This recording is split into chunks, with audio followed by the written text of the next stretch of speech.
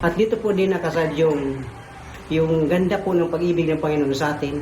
Lahat pong naniniwala na may Panginoon at may Diyos ay dito po ay mararamdaman niyo kung gaano ang Panginoon. Kasi po, kapag ito ang Panginoon para tayo iligtas.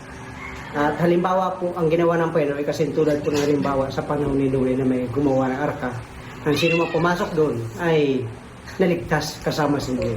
Ngayon, ang ating pong Noe ngayon ay yung Panginoon. Siya po ibababa mula sa langit para sa atin lahat at namatay sa krus para ihandog ang kanyang buhay. At yun po ang arka ng heaven, si Jesus Christ. At ang kuwan po dito, ang pasado po dito yung pong pahalagan yung kanyang ginawa sa krus nung siya pumatay, tinubos po tayong lahat. Kailangan po natin tanggapin natin ng Panginoon kasi ito po ang kumbaga pabaag bro ay passport para po tayo pagdating ng Panginoon sa kanyang pagbalik kasama tayo, nakasakay tayo sa kanyang arka, barko na ginawa ng Panginoon. Ito po ay nakalatag po sapagkat sa Panginoon ay naroon naghahanda ng ating lalagyan din kasi taga doon po ang Panginoon. Yun po ay para sa atin. Kaya sino man pong tinubos ng Panginoon, sa biyaya maramdaman niyo po ang biyaya ng Panginoon. Pag tinanggap niya ang Panginoon, maramdaman mo po ang biyaya niya, ang pag-iingat niya, ang lahat po at mararamdaman mo ang Diyos kapag kasama siya. Kailangan po natin tanggapin muna siya, paglingkuran, sundin ang kanyang salita para po maramdaman natin na may Diyos pala. Iyan po ang katotohanan. Kaya ang barko ng Panginoon ay yung ating pagtanggap sa Kanya para makapasok tayo. Kasi pagparito ng Panginoon, kung sinong naroon sa loob ng kanyang barko sa pamamagitan ng pagtanggap, yung po ang dadalhin niya sa karya. Ito pong awitin ko ay ginawa ko. Alay sa Panginoon sa inyong lahat, sa mga viewers at sa mga patuloy po na nagpaparamdam sa amin ng kanyang tulong at kumbaga kasama sa biyaya ng Panginoon, kayo po lahat. Pinamagatan ko po itong ang pag-ibig ni Jesus. Yan. Tamis ng pag-ibig ni Jesus.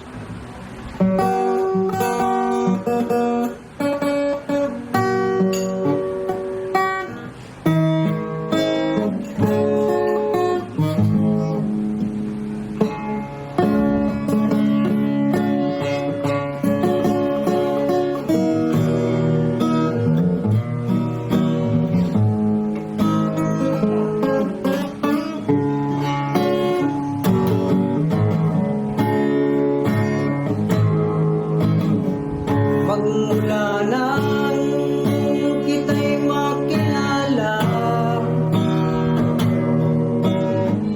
ang buhay ko'y binago mo na. Madilim kong kahapon, binawi na. Itong sa buhay kong nais mo na. Mabubuhay akong kapiling ka.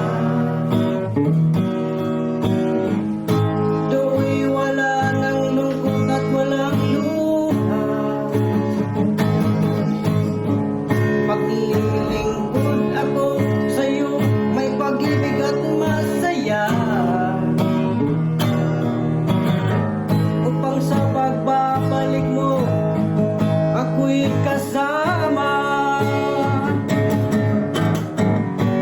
Kay sarap damhin, Jesus, ang iyong pag-ibig. Walang kasing tamis. At sa puso ko, ito ay nakaukit. Walang kasing tamis. Mabubuhay